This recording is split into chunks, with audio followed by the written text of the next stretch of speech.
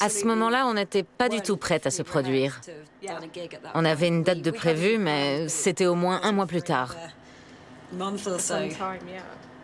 Mais ce que j'aime... Attends, il faut changer de vitesse. Ce que j'ai apprécié, c'est qu'on a toutes dit « bip, on le fait ». Je peux dire un gros mot? Merde, on le fait. Aujourd'hui, les Savages jouent dans une salle mythique de Londres, l'Electric Ballroom. Vous êtes prêtes, les filles? Allez, on plonge en enfer. On vous emboîte le pas, l'enfer c'est plutôt pas mal. Et voici le live de Trax.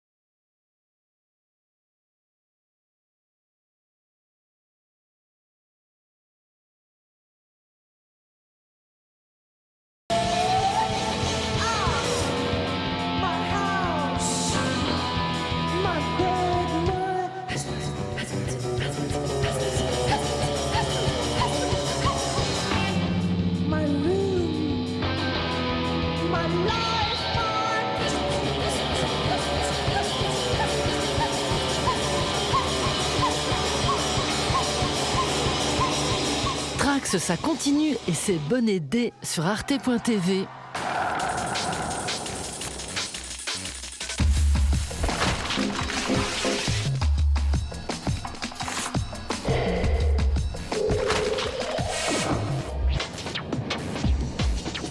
Voilà, go vite, génial.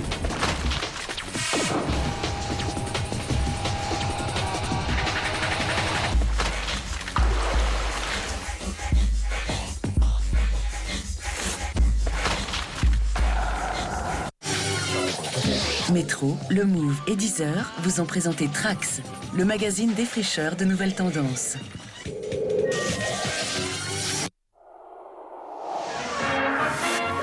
Dans un instant, cinéma.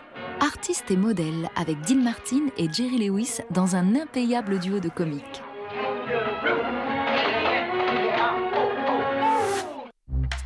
La sélection Arte du jour.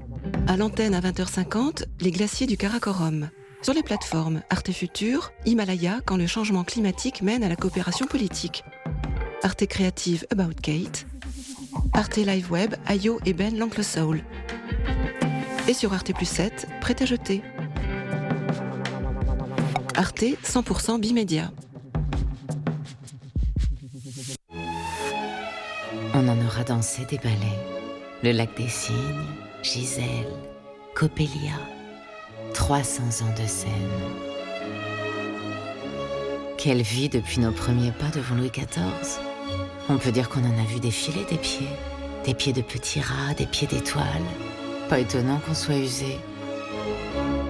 Gala du tricentenaire de l'école française de danse, dimanche à 20h45 sur Arte.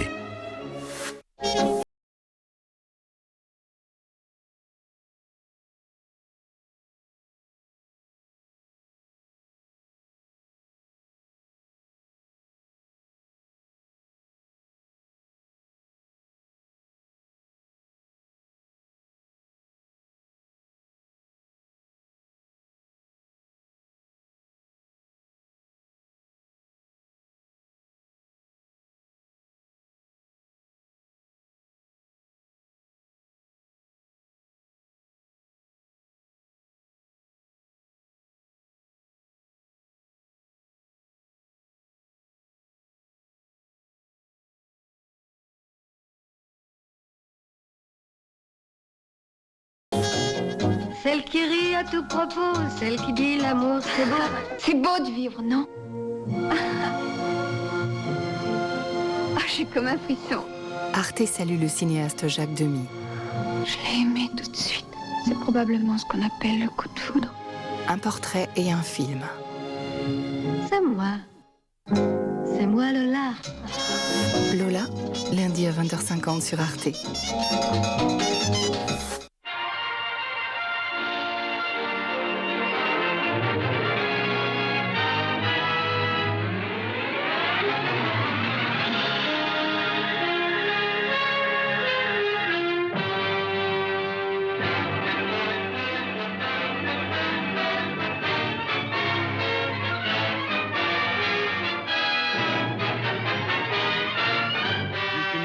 The mystery of ancient history through art of artists and their models. You can comb through the Rome Colosseum in the rear of your nearest museum. There's the Mona Lisa, the Tower of Pisa, a cowhand's daughter out in Texas.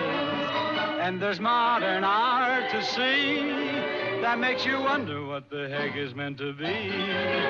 On the streets of Montmartre, there's a Frenchy kind of art that is strictly for the tourists from the sticks. And those wise Greenwich guys really open up your eyes, painting portraits of their pretty little chicks. So to each creator and imitator who daubs and dabbles with the brushes, to the guys that draw the bunnies for the Sunday morning funnies and brighten up the world today. And to every girl that poses, to every Grandma Moses, we'd like to tip the overhead.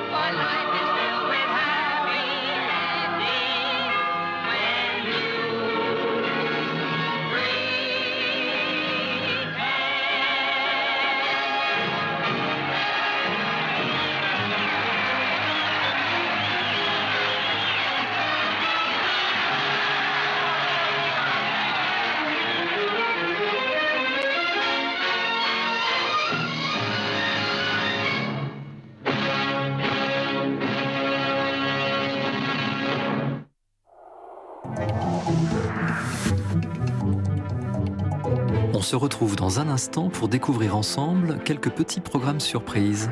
Pas bien longs, mais très bons.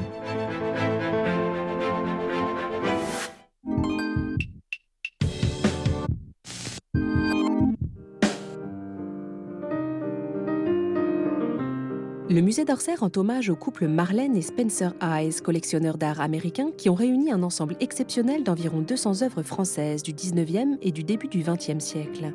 Et ces œuvres de Bonnard, Vuillard, Caillebotte, Matisse ou Modigliani reviennent pour la première fois en France.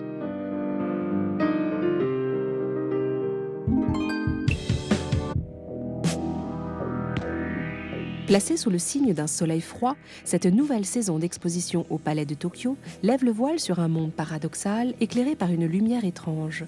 De Raymond Roussel à Rouliot-le-Parc, figures emblématiques ou scènes émergentes, retrouvez toute la programmation détaillée sur www.palaisdetokyo.com.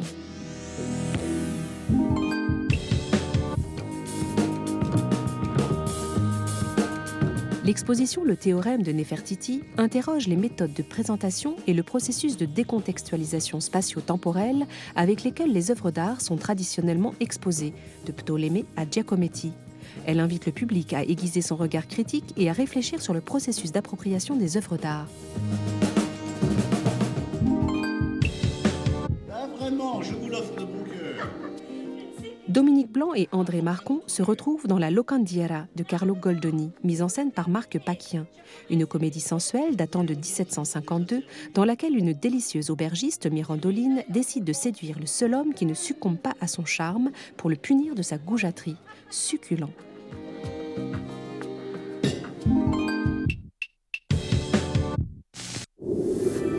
Le Karakorum, nord du Pakistan. Une équipe d'alpinistes est partie sur les traces d'une expédition lancée en 1909. Leur objectif ? Photographier et comparer.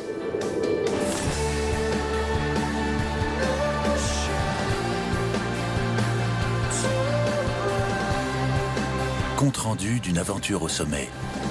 Les glaciers du Karakorum, ce soir à 20h45 sur Arte. L'extraordinaire métamorphose de la Chine fascine le monde. Mais qu'en disent les Chinois ? Il n'y a pas de capitalisme, il y a des capitalistes. Il y a des gens très riches. Mais d'où cela vient-il ?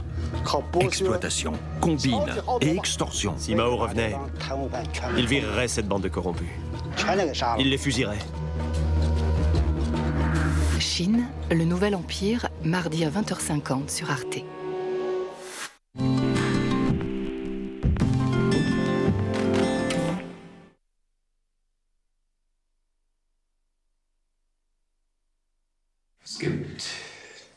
Le joli terme de durabilité nous vient de la sylviculture allemande.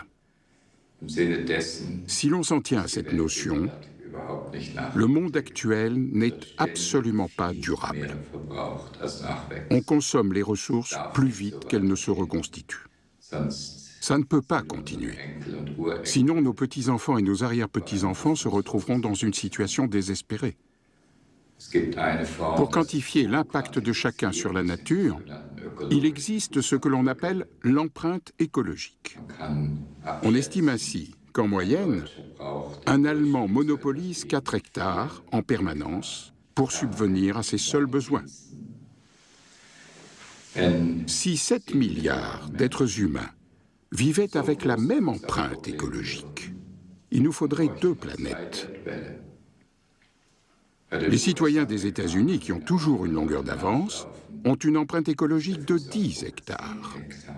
Dans ce cas de figure, il nous faudrait 5 planètes. Mais nous ne les avons pas.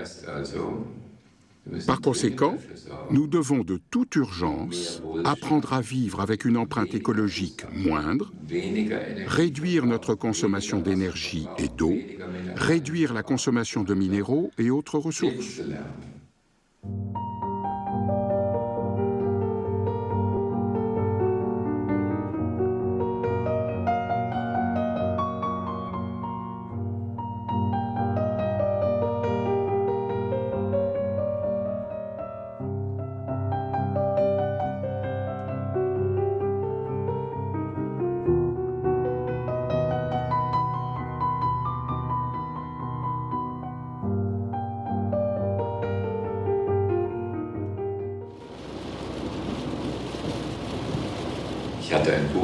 J'ai écrit un livre intitulé Facteur 4.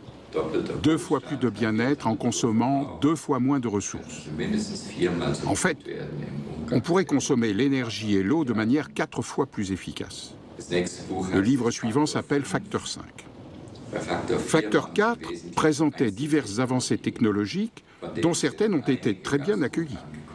D'autres, en revanche, sont toujours au fond d'un tiroir. Dans Facteur 5, nous réfléchissons aux actions à mener sur le plan politique pour qu'une option technologique arrive vraiment sur le marché. Par exemple, une maison avec une consommation énergétique quasiment nulle, ou une voiture qui ne consomme plus que 1,2 litre au 100, et bien d'autres belles choses encore. Pour cela, il faut, entre autres, augmenter le prix de l'énergie. Je propose, dans Facteur 5, de procéder selon les paliers d'efficience énergétique. Plus l'efficience énergétique s'améliorera, plus le prix de l'énergie devra augmenter. La dépense énergétique mensuelle n'augmentera pas, mais l'énergie deviendra plus précieuse, plus coûteuse. Et cela poussera les investisseurs à viser massivement l'efficience énergétique. Labor productivity. How did it manage to increase 20-fold? The answer is very simple. Labor got more expensive. Quand je parle du facteur 5 ou de l'efficience énergétique dans les milieux internationaux, j'aime bien employer le